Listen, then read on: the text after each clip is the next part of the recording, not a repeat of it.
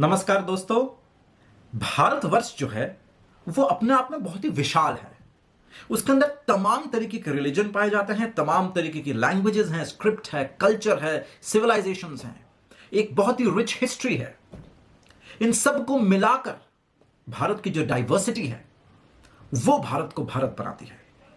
ये डाइवर्सिटी है जिसके अंदर एक यूनिटी का रस्सी बंधा हुआ है। हम लोग अलग अलग भले ही दिखते हो लेकिन हम हैं एक। ये इसकी खूबी है। इसको समझने के लिए एक छोटा सा उदाहरण हम आपको देना चाहते हैं।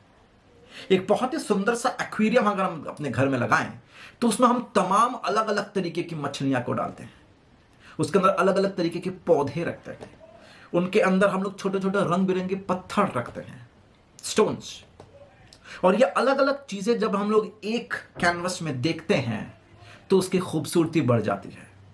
आप किसी भी घर पे या कहीं पे भी अगर आपने एक्वेरियम देखा है तो आपको उसमें सिर्फ मछलियां नहीं दिखेंगी, या आपको उसमें सिर्फ एक तरीके की मछली नहीं दिखेगी। क्यों?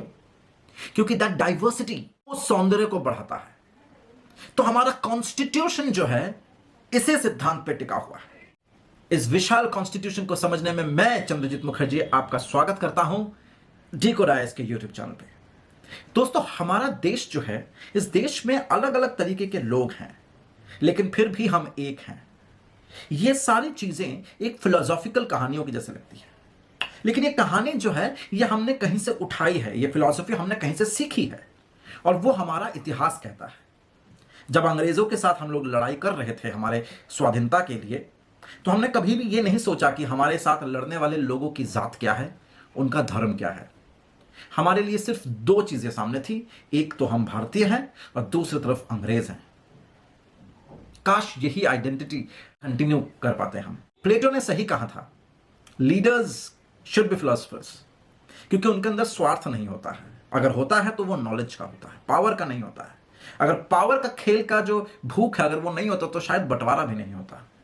बंटवारा कोई खुशी का दिन नहीं है और ये दोनों तरफ के लोगों के लिए कोई भी खुशी का दिन नहीं है। हम लोग एक इसे दर्दनाक हादसे की तरह याद करते हैं, एक सदमे की तरह याद करते हैं।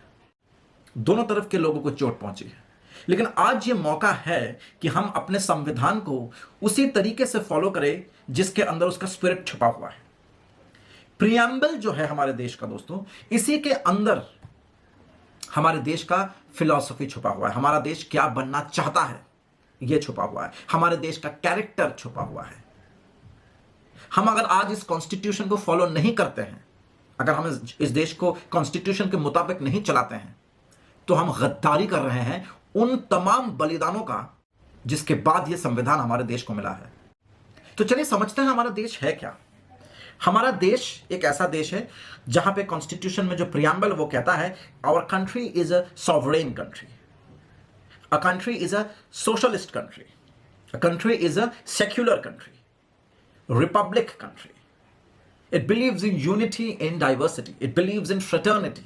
It believes in integrity. इसके अंदर ना समझने वाली कोई बात नहीं है, लेकिन अगर आप समझना चाहें तो बस ये एक शर्त है। अब इसमें प्रॉब्लम क्या है? There are a lot of controversies. There has been a lot of controversies with respect to preamble. आज का जो टॉपिक है वो इस टॉपिक पे फोकस करेगा कि प्रियम्बल से रिलेटेड कितने तरीके की कंट्रोवर्सीज भारतवर्ष में हुआ है। और अगर आप थोड़ा सा सोच सकें तो आप समझ पाएंगे कि सारे कंट्रोवर्सीज वो related to some sort of an vested interest. We are not here to justify our leaders, rather we shouldn't be. What we are expected to is to analyze the government and its policies, because that's how we maintain a check and balance. That's the constitutionalism. If you forget these things, then the entire document has no meaning. So let me get back to the controversies. सबसे पहला controversy क्या है? 1950 का जो original constitution है उसके अंदर सिर्फ 3 शब्द थे, सॉवरेन, डेमोक्रेटिक, रिपब्लिक। हमारा देश सॉवरेन है, डेमोक्रेटिक है, रिपब्लिक है। इसके अंदर सोशलिस्ट, सेक्युलर ये सारे शब्द नहीं हैं। पर अगर नहीं है तो क्या यह कहना उचित होगा कि उस समय 1950 में सोशलिज्म को इंपॉर्टेंस नहीं दी जाती थी, सेक्युलरिज्म को मान्यता नहीं दी जाती थी? नहीं, ऐसा नहीं है। We have made it more clear by adding those words.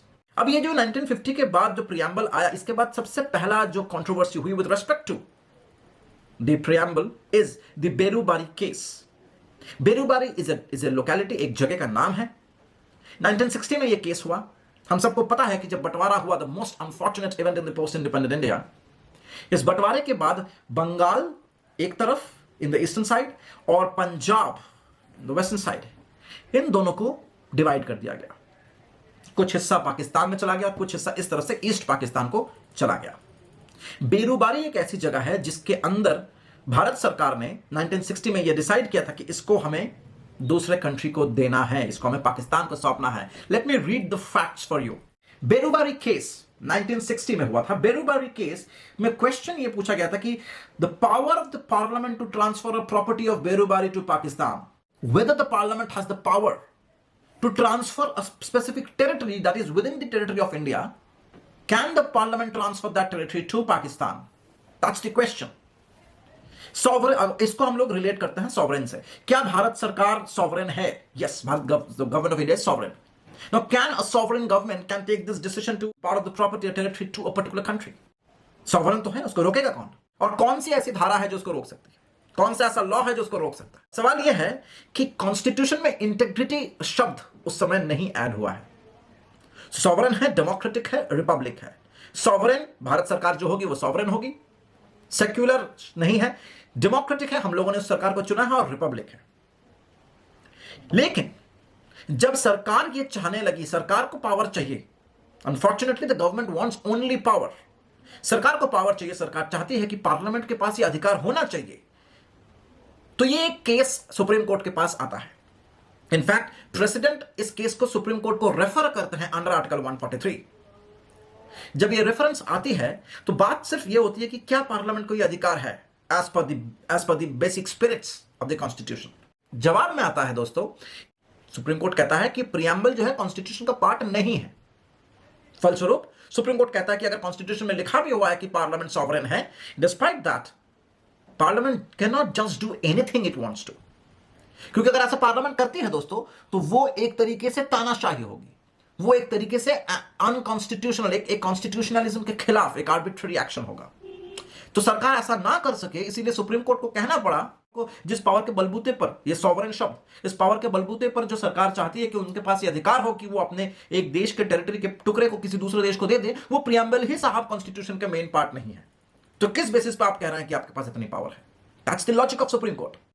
दूसरी चीज, सुप्रीम कोर्ट ने यह जरूर कहा कि बेरूबारी केस में कि प्रियम्बल हमारा कॉन्स्टिट्यूशन का पार्ट नहीं है, लेकिन उसका इंटेंशन यह था कि सरकार उस प्रियम्बल का झंडा दिखा करके किसी भी टेरिटरी ऑफ इंडिया को, उसके एक टुकड़े को किसी दूसरे देश को ना दे दे, क्योंकि उसके बहुत बड़ी कॉन्सिक्वेंसेस है, social consequences, economic consequences, humanitarian crisis हो सकता है। उसके बाद आता है केशव नंदा भारती केस 1973। लेकिन ये 1960 और 73 के बीच में गोलकनाथ करके भी एक केस आता है 67 में, और इस गोलकनाथ वाले केस में यह कहा जाता है parliament can not take away or abridge and amend any part of the fundamental rights, not even it can touch, because these are sacrosanct in nature. अगर हम आज एक देश के एक टुकड़े को किसी दूसरे देश को दे देते हैं तो उस जगह की जो लोग हैं उनका फंडामेंटल राइट चला जाएगा। और गोलकनाथ कहता है कि सरकार ऐसा नहीं कर सकती, सरकार फंडामेंटल राइट्स को अमेंड नहीं कर सकती, उसको छू नहीं सकती, दैट इज सैक्रोसैंक्ट। लेकिन यहां पे क्या हो रहा है, इसने कंप्लीटली पार्लियामेंट को मना कर दिया है, कंप्लीटली। लेकिन इस जजमेंट को ओवररूल करने के लिए पार्लियामेंट एक और अमेंडमेंट करती है, which is 24th amendment, 25th amendment and 29th amendment. अब समझने की कोशिश कीजिए कि सुप्रीम कोर्ट चाहता है कि देश की इंटीग्रिटी को मजबूत बनाए रखें with its judgement. It wants to control, it wants to create a check and balance. दूसरी तरफ पार्लियामेंट चाहती है कि वो सुप्रीम कोर्ट को ओवर पावर करें। That's the tussle between the parliament and the judiciary. 1960 में ये हुआ, फिर 1967 में हुआ। उसके बाद इसको ओवर पावर करने के लिए जजमेंट को गोलकनाथ के सीरीज ऑफ अमेंडमेंट कराया गया, क्या करवाया गया, पास करवाया गया। उसके बाद उसमें से एक अमेंडमेंट था जिसमें कहा गया था 25th अमेंडमेंट परहैप्स, इसमें कहा गया है कि पार्लियामेंट चाहे तो किसी भी प्रोविजन ऑफ द कॉन्स्टिट्यूशन को अमेंड कर सकती है, और जो भी पार्लियामेंट अमेंड करेगी that is beyond the scope of judiciary, that is beyond the scope of judicial review. क्या ये उचित हो रहा है? क्या ये एक तरफा खेल नहीं हो रहा है? तो केशव नंदा भारती का जो मैटर आता है 1973 में, उसमें साफ साफ कह दिया जाता है कि कॉन्स्टिट्यूशन का किसी भी मुद्दे को आप बदल सकते हैं साहब। पार्लियामेंट किसी भी कॉन्स्टिट्यूशन के प्रोविजन को बदल सकता है, अमेंड कर सकता है, प्रोवाइडेड कॉन्स्टिट्यूशन का जो बेसिक नेचर है, जो कैरेक्टर है, जो बेसिक फीचर्स हैं, उसको आप नहीं छीन सकते। इसके बाद नेक्स्ट कंट्रोवर्सी आती है 42nd अमेंडमेंट, जब ये तीन शब्द ऐड हुए, सोशलिस्ट, सेक्युलर, इंटीग्रिटी। ये तीन शब्द मिलकर के केशव नंदा भारती को, अगर आप जजमेंट को इस अमेंडमेंट के साथ अमलगमेट करेंगे तो आप समझ पाएंगे कि केशव नंदा भारती कहता है कि preamble is an integral part of the constitution. तो कल और उसके साथ बेसिक स्ट्रक्चर का भी डॉक्ट्रिन केशव नंदा ने दे दिया है। तो जरा सोचिए, पार्लियामेंट का अभी हाथ बंद चुका है, पार्लियामेंट चाहकर भी अमेंड नहीं कर सकता। क्यों? क्योंकि एक तरफ वो अमेंड कर रहा था with the word sovereign in the preamble, लेकिन अभी उसी प्रीएम्बल में इंटीग्रिटी शब्द भी ऐड कर दिया गया है, और दूसरी तरफ केशव नंदा का बेसिक स्ट्रक्चर का डॉक्ट्रिन भी है। तो दैट्स द बेस्ट पार्ट।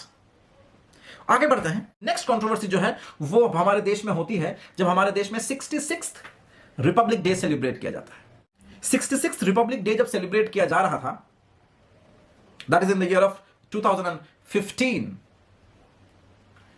मतलब कि मोदी सरकार के समय, तो एक एडवर्टाइजमेंट निकला जिसमें कॉन्स्टिट्यूशन का जिक्र था, प्रीएम्बल का उल्लेख किया गया था उस एडवर्टाइजमेंट में। आप हैरान हो जाएंगे यह सुनकर कि उस प्रीएम्बल में सॉवरेन, डेमोक्रेटिक और रिपब्लिक लिखा हुआ था।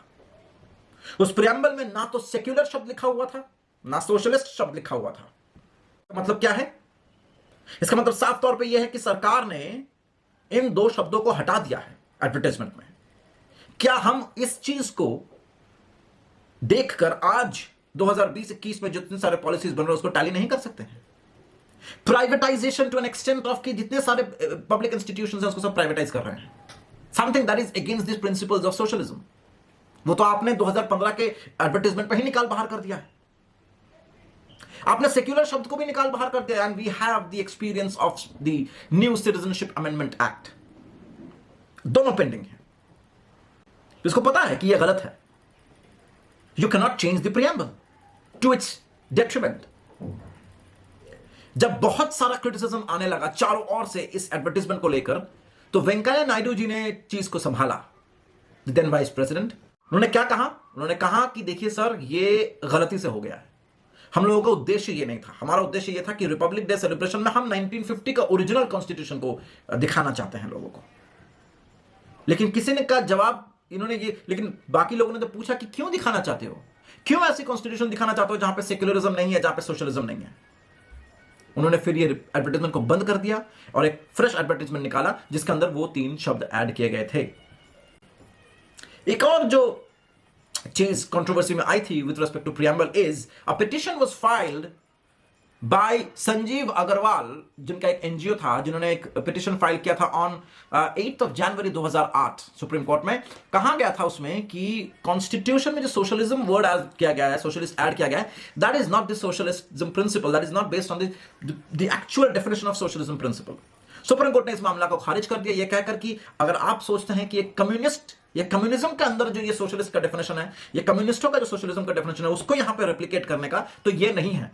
This is Indian version of socialism, it's a democratic socialism. तो इसलिए जो आप कह रहे हैं, that could be an academic discussion, that could be important for academic discussion, not here, and the case was dismissed. और एक और इंपैक्टफुल जजमेंट आया था जब एक सवाल फिर से प्रीएम्बल को लेकर उठाया गया था कि साहब, हम लोग तो सोशलिस्ट प्रिंसिपल को फॉलो करते हैं, हम लोग तो सोशलिस्ट प्रिंसिपल को फॉलो, व्हाट इज सोशलिज्म? वो मतलब जो बेनिफिट डेवलपमेंट का होगा वो सबको मिलेगा, इक्वल डिस्ट्रीब्यूशन होगा on the basis of equity, है ना? मीन्स ऑफ प्रोडक्शन का प्राइवेटाइजेशन नहीं होगा, concentration in one hand on few hands नहीं होगा। This is socialism, this is something which is written in article 39B and C, directive principle, directives to the government. हम लोगों में से आधे लोगों को नहीं है, मतलब 90% लोगों को इन सब के बारे में पता ही नहीं है, और जिनको पता है वो अपने स्वार्थ के लिए इन चीजों को छुपा कर रखते हैं। जागरूक होना पड़ेगा हम सबको इस चीज को लेकर, ताकि हम सवाल पूछ सके। सवाल पूछने में कोई देशद्रोही नहीं बना देगा। तो इस मुद्दे में जो लास्ट मुद्दा है उसमें यह पूछा गया था कि अगर हमारा देश सोशलिस्ट है तो कैसे हम एलपीजी रिफॉर्म्स को कर रहे हैं, how come the new economic policy that took place in 1990 impacts the concept of socialism in India. इसका जवाब बहुत सिंपल सा है, we opted a mixed economy, we opted a socialist economy, and that's the reason कि आज की तारीख में भी हम लोग जो हैं सोशलिस्ट प्रिंसिपल को फॉलो करते हैं even in terms of economic policies. ये अनफॉर्चुनेट बात है कि ये जो प्राइवेटाइजेशन हो रहा है, ये प्राइवेटाइजेशन को लेकर के काफी सारे मुद्दे उठ रहे हैं, जिनके ऊपर हम लोग नेक्स्ट वीडियो में बात जरूर करेंगे। आई होप आप लोगों को ये प्रियम्बल और उससे रिलेटेड कंट्रोवर्सी समझ में आई है। अगर समझ में आया है, अगर आपको अच्छा लगा है, अगर आपके दिमाग में कुछ सवाल उठे हैं, तो प्लीज कमेंट सेक्शन में जरूर लिखें। चैनल को सब्सक्राइब करना मत भूलिएगा। यहां पे हम लोग सीधी बात करेंगे कॉन्स्टिट्यूशन, गवर्नमेंट और उसकी पॉलिसीज को लेकर। नमस्कार दोस्तों, थैंक यू सो मच। जय हिंद।